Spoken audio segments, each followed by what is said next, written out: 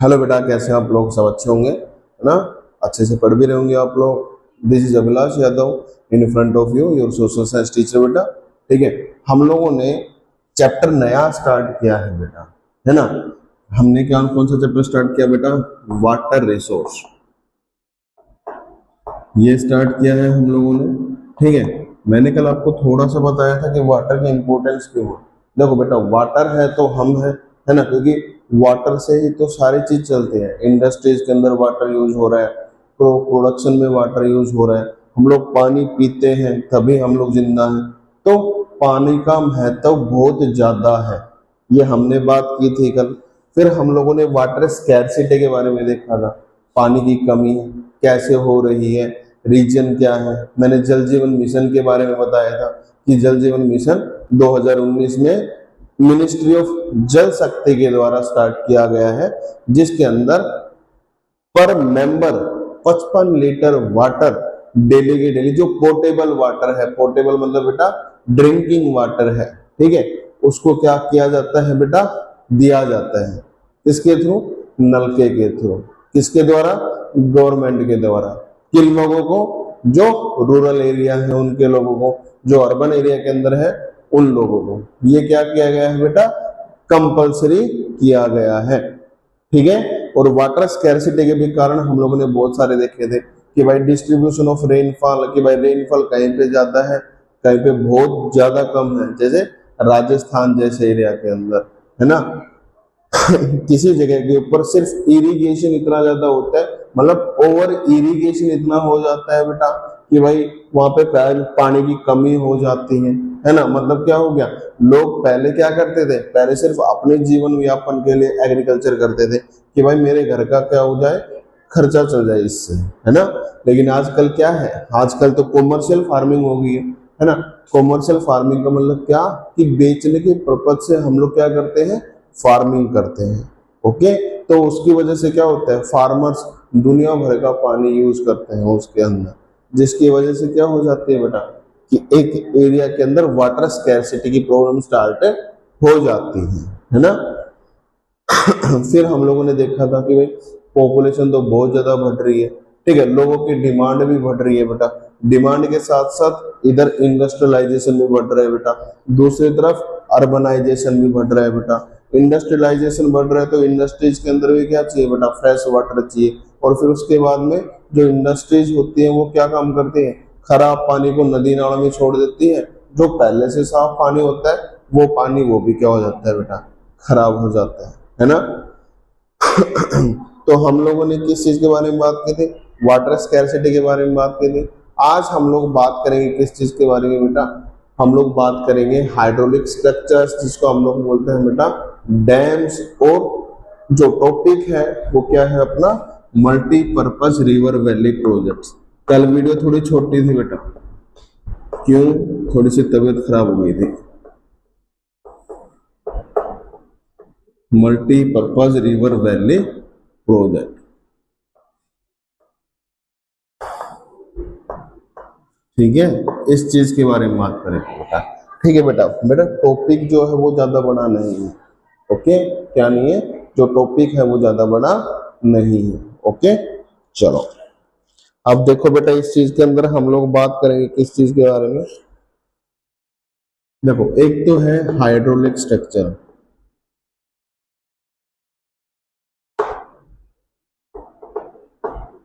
ठीक है, hydraulic structure. Okay, जो हाइड्रोलिक स्ट्रक्चर है बेटा, ठीक है, वो क्या है? बहुत पुराने हैं, ऐसा नहीं है कि अभी अभी बनना स्टार्ट हुए बेटा, ठीक है। एग्जाम्पल के तौर पे ऊपर अगर मैं बताऊं आप लोगों को, जो हाइड्रोलिक स्ट्रक्चर है, अगर आप कभी दिल्ली के अंदर जाओगे, है ना, तो दिल्ली के अंदर जो आईआईटी है हौज खास के पास में है बेटा, ठीक है, किधर है? आईआईटी किधर है? हौज खास के पास में है। ओके, तो जब आप लोग हौज खास की तरफ जाओगे तो एक हौज खास का गार्डन है बहुत बड़ा, ठीक है, उस एरिया के अंदर किला है, उस किले के अंदर एक हाइड्रोलिक सिस्टम बनाया गया था बहुत पुराने समय के अंदर, ठीक है, मतलब 14th या 15th सेंचुरी के अंदर की बात है। उससे पहले हमारे पास में किधर? देखो, फर्स्ट सेंचुरी के अंदर था बेटा ये, है ना। फर्स्ट सेंचुरी के अंदर किधर था बेटा अपने पास में, है ना, इलाहाबाद के अंदर। किधर था बेटा, इलाहाबाद के अंदर था। तो हाइड्रोलिक स्ट्रक्चर कोई नई चीज नहीं है, पुराने समय से यूज होते आ रही है, लेकिन देखो पर्पज चेंज हो चुका है अभी, है ना। क्या चेंज हो चुका है, पर्पज चेंज हो चुका है अभी। जैसे कि जो फर्स्ट सेंचुरी बीसी के अंदर वाटर कलेक्शन होता था बेटा, वो किस चीज के लिए होता था, कि भाई आसपास के लोगों को पानी मिल जाए, है ना। उसके बाद में धीरे धीरे किधर, एग्रीकल्चर की तरफ बढ़े हम लोग, है ना, इरिगेशन के पर्पज से। ओके, उसके बाद धीरे धीरे हम लोग किधर बढ़े बेटा, कि भाई अब मेन पर्पज क्या है, बहुत सारे पर्पज है बेटा, एक पर्पज नहीं है, बहुत सारे पर्पज निकल के आते हैं। इसी वजह से हम इसको क्या कहते हैं, मल्टीपर्पज रिवर वैली प्रोजेक्ट्स कहते हैं बेटा। ठीक है, जैसे कि हम लोग बोलते हैं बेटा इनको डैम। क्या बोलते हैं, डैम। क्या कहते हैं बेटा, मल्टीपर्पज रिवर वैली प्रोजेक्ट को डैम कहते हैं बेटा। देखो मल्टीपर्पज रिवर वैली प्रोजेक्ट क्यों बोलते हैं, मल्टीपर्पज, बहुत ज्यादा काम आने वाले। कैसे, सबसे पहला काम क्या है बेटा, सबसे पहला काम क्या है बेटा, स्टोरेज। ठीक है, स्टोरेज ऑफ वाटर, सबसे पहला काम तो यही हो गया ना बेटा मल्टीपर्पज के अंदर। दूसरा क्या है, फॉर इरिगेशन, कि भाई जो किसान है वो लोग क्या काम करें बेटा, किसान क्या काम करेंगे बेटा, इरिगेशन के पर्पज से उस डैम के पानी को क्या करेंगे, यूज करेंगे। तीसरा क्या हो जाएगा बेटा मेरे पास मल्टीपर्पज के अंदर, hydro electricity generation, hydro electricity generation. ठीक है, और क्या पर्पज हो सकता है बेटा, इनलैंड नेविगेशन। नेविगेशन का मतलब क्या होता है बेटा, रास्ता दिखाना। ठीक है, रास्ता दिखाना। कैसे, कि डैम वगैरह होते हैं उसके ऊपर लाइट वगैरह लगी होती है बेटा। ठीक है, वो रास्ता दिखा रही होती है कि भाई इधर डैम है, इधर नहीं आना है। ठीक है, तो दूसरी तरफ क्या है कि ये भी पता लग जाता है क्योंकि डैम की साइड पे ही वाटर का फ्लो होता है ना, तो पता लग जाता है। ठीक है, जैसे कोई भी बड़ी शिप होती है, जैसे देश के अंदर अगर ट्रेड करते हैं हम लोग, नदियों के थ्रू ट्रेड करेंगे ना, है ना, तो इनलैंड नेविगेशन। नेविगेशन का मतलब क्या होता है बेटा, रास्ता दिखाना। उसके बाद में नेक्स्ट क्या हो सकता है बेटा, फिश ब्रीडिंग बोल सकते हैं हम लोग, फिश ब्रीडिंग, मछली पालन कर सकते हैं हम लोग। ठीक है, मछली पालन कर सकते हैं हम लोग। उसके बाद में और क्या हो सकता है बेटा मेरे पास में इसका पर्पज, है ना, क्या कर सकते हैं हम लोग, it helps in control flood, helps in control flood, flood को कंट्रोल करने में क्या करता है, ये मदद करता है।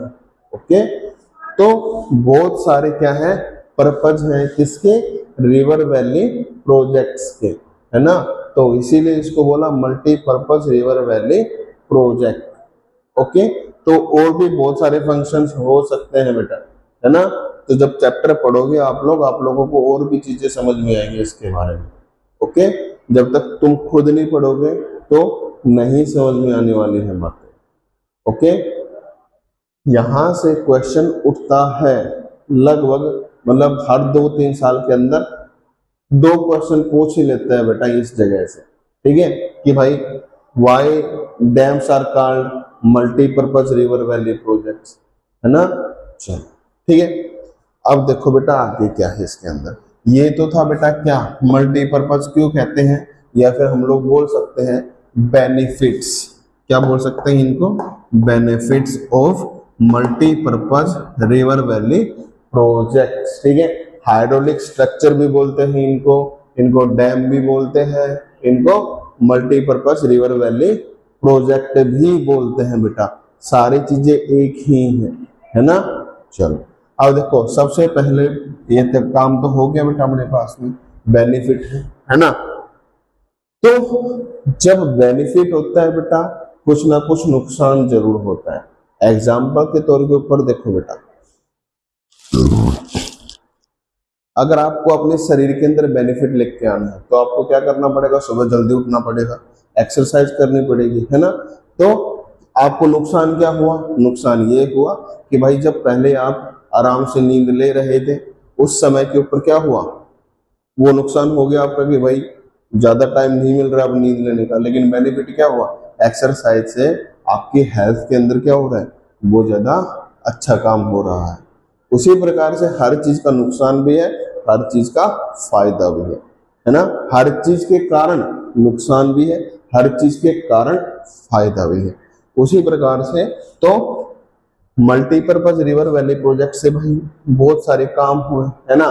साथ के साथ नेशनल डेवलपमेंट के अंदर भी क्या करता है, ये हेल्प करता है। नेशनल डेवलपमेंट में हेल्प क्यों करेगा भाई, इलेक्ट्रिसिटी जनरेशन हो रही है, इरिगेशन हो रहा है बेटा, इरिगेशन से क्रॉप होंगी, क्रॉप प्रोडक्शन के दौरान क्या होगा बेटा, क्रॉप प्रोडक्शन पूरे देश के अंदर क्या होगा, लोग खाएंगे, बाहर जाके क्या होगा, ट्रेडिंग होगी, एक्सपोर्ट होगा, है ना। उसके बाद में हाइड्रो इलेक्ट्रिसिटी जनरेशन से क्या हुआ, इलेक्ट्रिसिटी जनरेट हुई, ठीक है। इंडस्ट्रीज को, घरों के अंदर हर जगह पे क्या मिली, इलेक्ट्रिसिटी मिली, डेवलपमेंट में काम आएगी, है ना। तो इन्हीं चीजों से क्या होगा, डेवलपमेंट भी होता है, नेशन का डेवलपमेंट भी होता है, ठीक है। अब थोड़ा सा देख लेते हैं बेटा व्हाट आर द कॉन्स, ठीक है, या फिर नेगेटिव पॉइंट, नेगेटिव पॉइंट बोल सकते हो इनको आप लोग, ठीक है, ठीक है। देखो सबसे पहले डैम बनाने के लिए हम लोगों को जगह चाहिए, ओके। अगर हम लोगों को जगह चाहिए तो क्या करना पड़ेगा, सबसे पहला बेटा डिफोरेस्टेशन हो गया बेटा, सबसे पहला नुकसान, ओके। क्या हुआ, डिफोरेस्टेशन। जिस एरिया में डैम बनाना है हम लोगों को उधर से क्या करना पड़ेगा, जंगल काटना पड़ेगा बेटा। दूसरा क्या होगा मेरे पास में इसके अंदर, अगर डिफोरेस्टेशन हुआ तो माइग्रेशन होगा, किसका, माइग्रेशन मतलब क्या हो गया, वहां पे जितने भी जीव जंतु हैं उनको वो जगह छोड़ के जानी पड़ेगी, migration of birds and animals, ठीक है। और किसका माइग्रेशन हो सकता है, जो लोग उस एरिया के अंदर रहते हैं उन लोगों का migration, and birds animals and residents of that area, तो उनका क्या होगा बेटा, माइग्रेशन होगा, होगा कि नहीं होगा बेटा। तो देखो बहुत ये तो नुकसान वाली बात है ना कि भाई डिफोरेस्टेशन हो गया, ऑक्सीजन की कमी हो जाएगी, ठीक है। Migration of birds animals and residents, residents मतलब उस एरिया में जितने भी लोग रहते हैं वो लोग क्या करेंगे, जगह को छोड़ के जाना पड़ेगा, ओके। चलो नंबर थर्ड, और क्या नुकसान होगा बेटा, it will increase flood,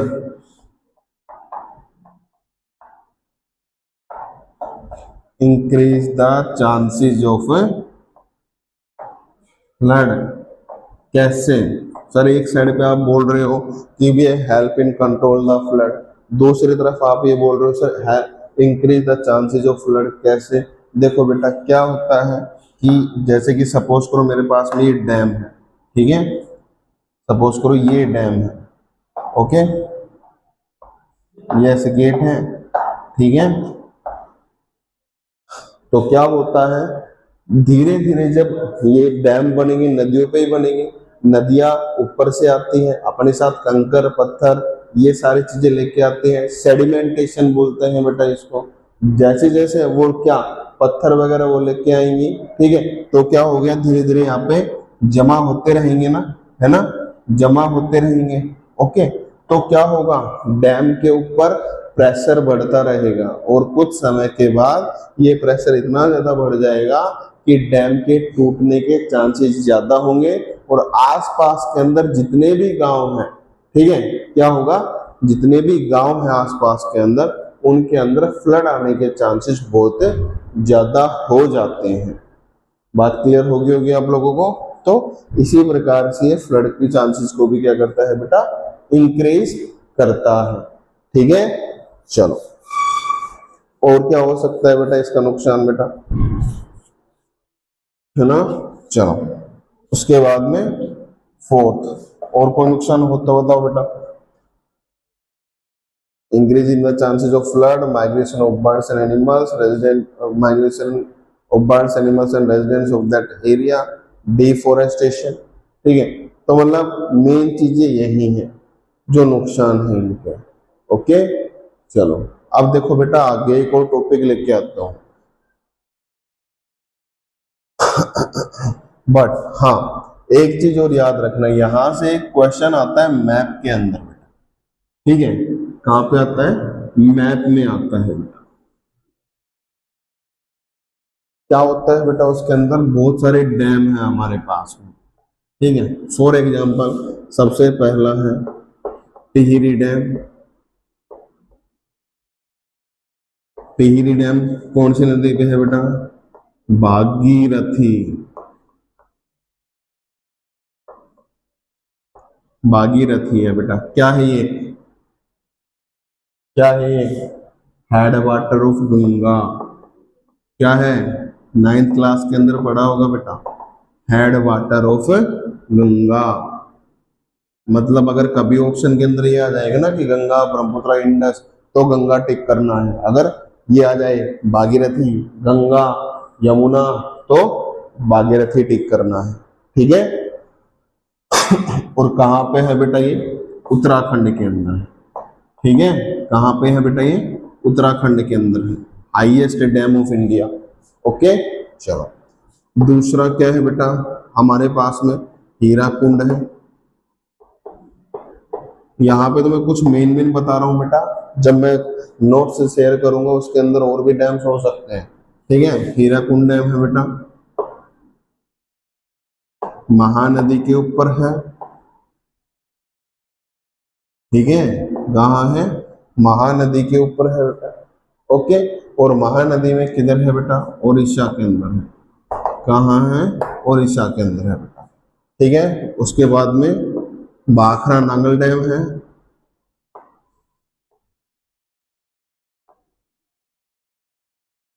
Bhakra Nangal dam है बेटा। भाखड़ा नांगल डैम किधर है बेटा, सतलुज रिवर के ऊपर है।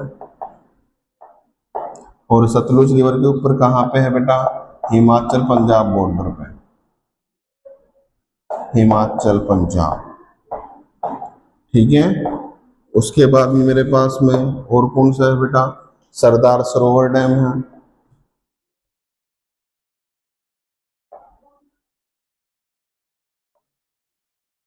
सरदार सरोवर डैम है बेटा। ठीक है, सरदार सरोवर डैम किधर है बेटा, नर्मदा रिवर के ऊपर है। नर्मदा रिवर पे कहाँ पे है बेटा, गुजरात में है। और देखो नर्मदा रिवर के ऊपर है स्टैच्यू ऑफ यूनिटी भी है बेटा, डैम के आसपास में ही है। क्या, statue of unity, Sardar Vallabh भाई पटेल जी की क्या है, स्टैच्यू है, सबसे बड़ी स्टैच्यू दुनिया में। ठीक है, चलो नंबर 5 कौन सा हो जाएगा बेटा अपना, जो मेन है उसके बारे में बात कर रहे हैं तो टिहरी डैम हो गया, हीराकुंड डैम हो गया, भाखड़ा नांगल डैम हो गया, सरदार सरोवर डैम हो गया बेटा। ठीक है, एक कोयना डैम है।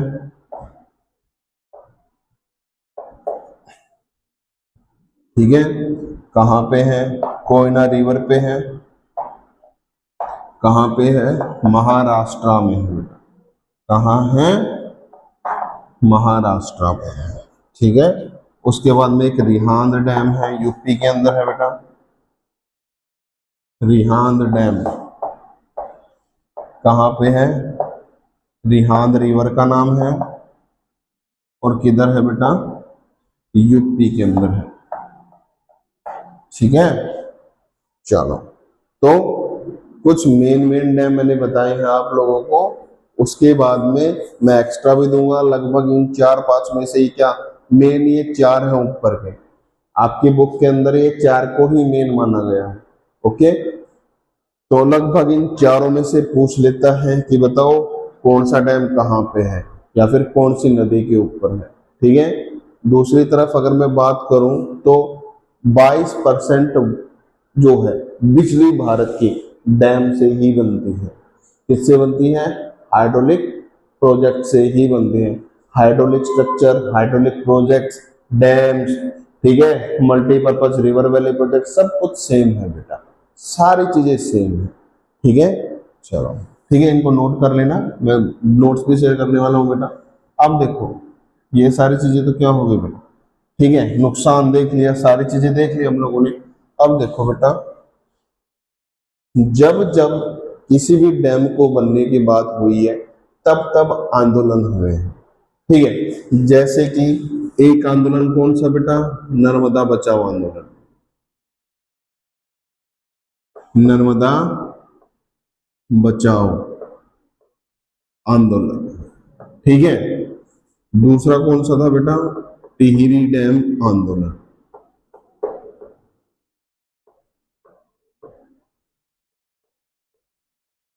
देखो क्या है इनके अंदर, जब जब डैम बनने की बात स्टार्ट हो गया तब तब इसके अंदर क्या हुआ है बेटा? आंदोलन स्टार्ट हुए हैं कि भाई डिफोरेस्टेशन होने वाले हैं, हम लोग डैम नहीं बनने देंगे, डैम बनेंगे तो बहुत सारा नुकसान होगा हम लोगों को भी, है ना, और जो आसपास के अंदर जो भी जीव जंतु है उन सब को भी। तो डैम नहीं बनने देंगे, डिफोरेस्टेशन नहीं होने देंगे। ठीक है बेटा, तो ये आंदोलन क्या है? कुछ आंदोलन है इसी के कारण से कि भाई डैम क्यों बन रही है ना, लेकिन डैम के बेनिफिट भी है, आसपास के एरिया को क्या मिलता है बेटा? पानी मिलता है, इरिगेशन के लिए पानी मिलता है, किसानों को पानी मिलता है। ठीक है, चलो आज का अपना टॉपिक था मल्टीपर्पज रिवर वैली प्रोजेक्ट। तो हम लोगों ने सीखा होगा बहुत कुछ इसके अंदर बेटा। 5 नंबर का क्वेश्चन बनता है इस चीज से, what are the pros and cons of multipurpose river valley projects, what are multipurpose river valley projects, what are the benefits of multipurpose river valley projects. इस प्रकार के क्वेश्चन क्या है हम लोगों को देखने को मिल जाते हैं बेटा। ठीक है, चलो आगे मिलते हैं अगली वीडियो के अंदर। चलो बेटा।